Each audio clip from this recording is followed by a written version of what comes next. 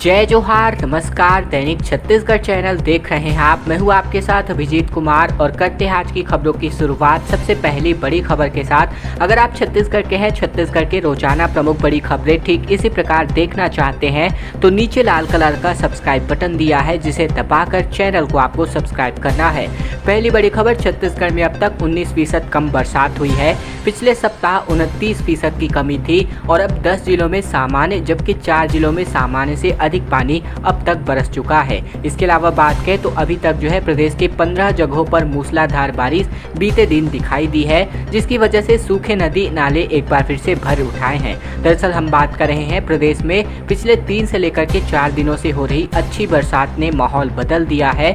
अब सामान्य औसत बरसात में केवल 19% की कमी रह गई है। इसीलिए यह राहत देने वाला है कि 30 जून तक यह कमी 29% तक थी, यानी कि बीते 5 दिनों में 10% की कमी पूरी हो गई है।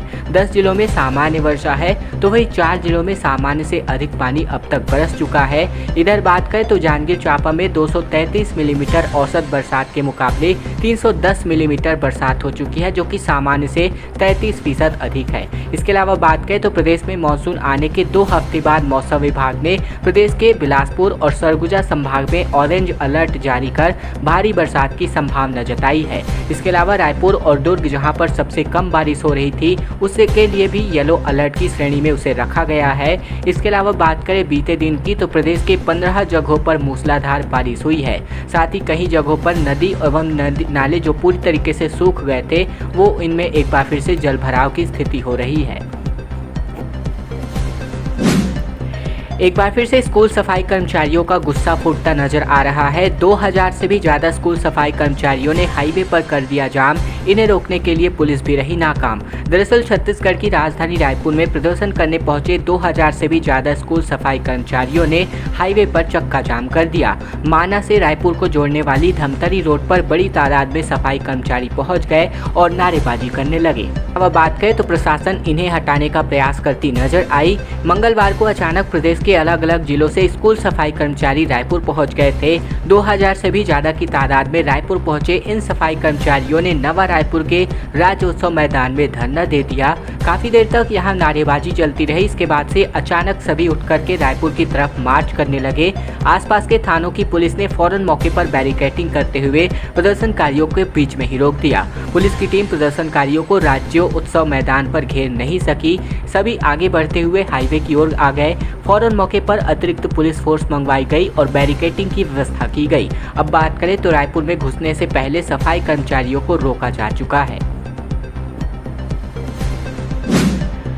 अब प्रत्येक स्कूलों में प्रार्थना सभा में प्रत्येक दिन राज्यगीत अरपा पैरी के धार की धुन गूंजने वाली है। दरअसल स्कूल शिक्षा विभाग की ओर से प्रदेश के सभी स्कूलों में शैक्षिक सत्र 2022-23 के लिए प्रार्थना सभा में संबंध में निर्देश जारी किए गए हैं। इसके अनुसार विद्यार्थियों की प्रार्थना सभा की शुरुआत अब राज्यगीत से की जाएगी। प्रार्थना सभा में राज्यगीत के लिए सीमा भी तय कर दी गई है, जिसके लिए समय सीमा 1 मिनट 15 सेकंड होने वाली है। शपथ के लिए 1 मिनट, प्रेरणा गीत के लिए 2 मिनट, समाचार पत्र वाचन के लिए 5 मिनट, जबकि नैतिक व प्रेरक कहानी के लिए 5 मिनट और राष्ट्रगान के लिए यहां पर 52 सेकंड का समय निर्धारित किया जा चुका है।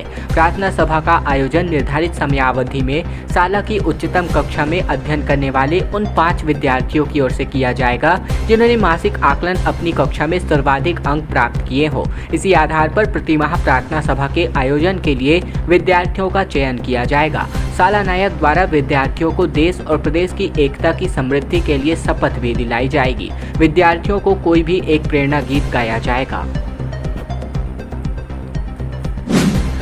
राज्य गठन के बाद पहली बार 4 स्मारकों को संरक्षित करने की तैयारी की जा रही है। पुरातत्व विभाग ने इसके लिए प्रस्ताव बना दिया है। छत्तीसगढ़ राज्य बनने के बाद पहली बार 4 जगह के स्मारक को संरक्षित करने के लिए संस्कृति और पुरातत्व विभाग ने प्रस्ताव तैयार कर लिया है। बात कर लेते हैं तो इसमें मतकुद्वीप बिलासपुर, तर्रीघाट दुर्ग, महेशपुर अंबिकापुर और डमरू बलौदा बाजार को शामिल किया जा रहा है। राज्य बनने से पहले 58 जगहों को संरक्षित किया गया था, लेकिन पिछले 22 साल के दौरान विभाग ने एक भी जगह को संरक्षित नहीं कर पाए हैं। अब इन 4 जगहों को पर्यटन की दृष्टि से संरक्षित करने का प्रस्ताव राज्य शासन को भेज दिया गया है। पहले से संरक्षित 58 स्मारकों में कुलेश्वर मंदिर राजिम, शिव मंदिर चंद्रखुरी, सिद्धेश्वर मंदिर पलारी, चितवारी मंदिर धोबनी, इसके अलावा मालवी देवी मंदिर, तरपोंगी और प्राचीन मंदिर ईट नवा गाँव प्रमुख है। मत्को द्वीप की बात करें तो यहाँ पर शिवनाथ नदी के बीच मत्को द्वीप पर गणेश प्रतिमा के साथ 11वीं शताब्दी के शिव मंदिरों के प्राचीन अवशेष पाए गए हैं। इसके अलावा तर्री घाट की बात करें तो पुरातत्व विभाग की खुदाई में खारून नदी के तटीय इलाके में कई पुराने टीले और प्राचीन नगरों के अवशेष व शिलालेख मिले हैं। जबकि डमरू बलौदा बाजार की बात करें तो लगभग 14 किलोमीटर दूर डमरू गांव में पुरातत्व विभाग की खुदाई में भगवान बुद्ध के पद चिन्ह समेत कई तरह की मूर्तियां मिली हैं। इसके अलावा अंत में महेशपुर की बात करें तो अंबिकापुर से 45 किलोमीटर दूर महेशपुर में मौर्यकालीन नाट्यशाला और अभिलेख मिले थे। यहाँ प्राचीन टीला, शैव, वैष्णव, जैन धर्म की कलाकृतियां अब भी मौजूद हैं। प्लास्टिक के विकल्प के रूप में अब राजधानी की 30,000 से भी ज़्यादा महिलाओं को प्लास्टिक बैन होने से एक नया रोजगार मिलने जा रहा है।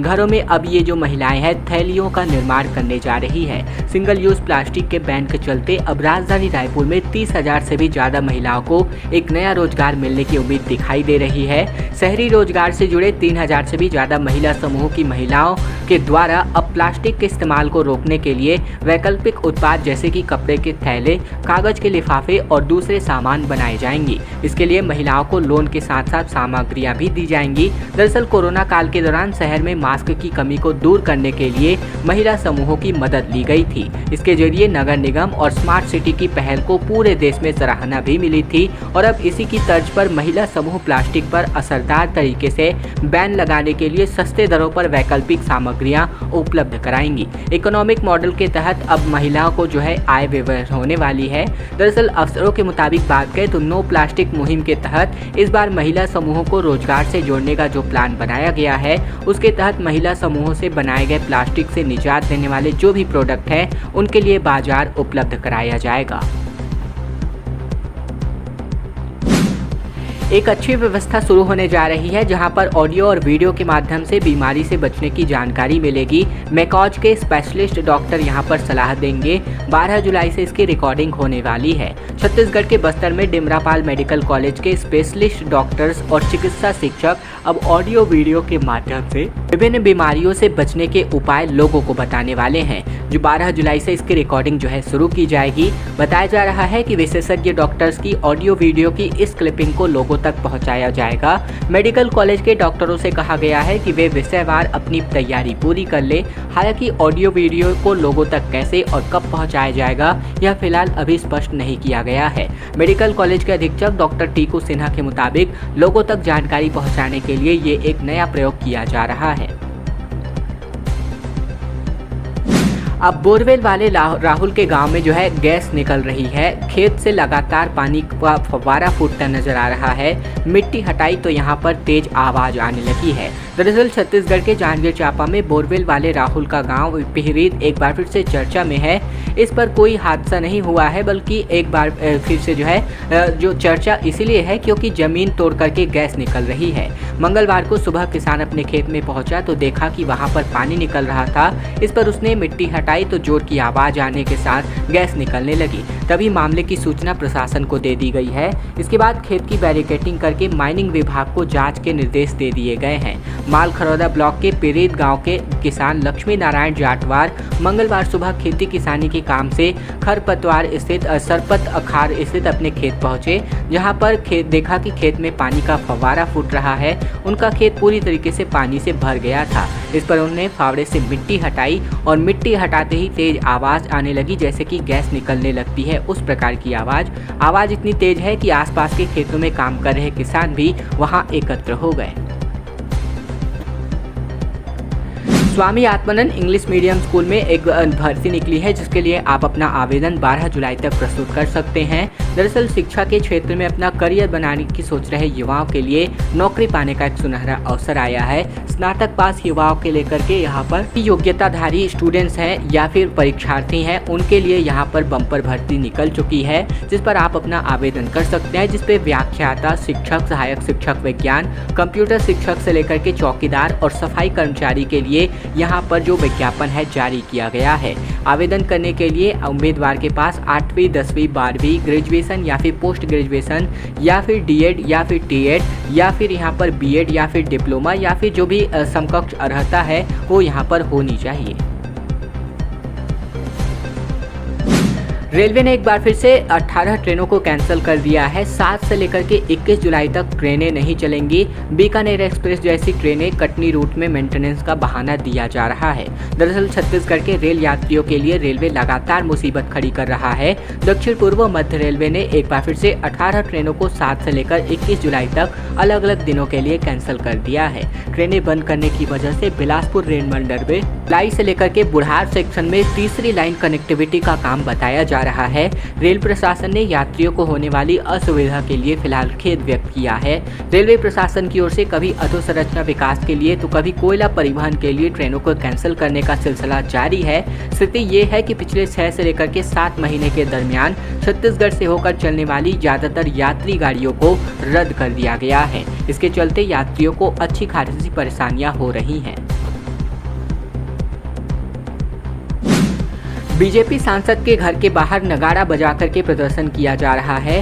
रायपुर से दिल्ली का टिकट भी ले गए थे जेसीसीजे कार्यकर्ता, बोले इन्हें नींद से गाना है। दरअसल छत्तीसगढ़ के 50 से भी अधिक ट्रेनों के बंद होने का विरोध तीखा होता जा रहा है। जनता कांग्रेस छत्तीसगढ़ यानी कि जेसीसीजे कार्यकर्ताओं ने बीते दिन रायपुर के भाजपा सांसद सुनील सोनी के घर के बाहर अपना प्रदर्शन किया।